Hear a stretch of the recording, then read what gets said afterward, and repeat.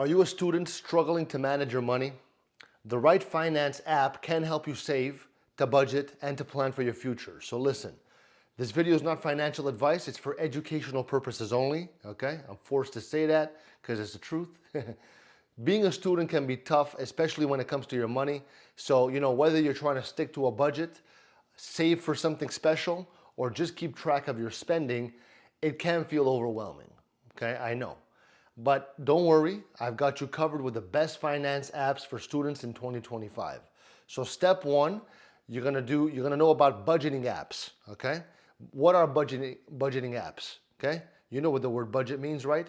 You're gonna start by using apps like Mint or PocketGuard, okay? Check them out, see which ones you like better. These apps can really help you set a budget, track your spending, and keep you on the right track. They make managing your money easy and stress-free. Check them out, okay? You gotta do things early. Don't wait for tomorrow with these things. Step two, savings apps, okay?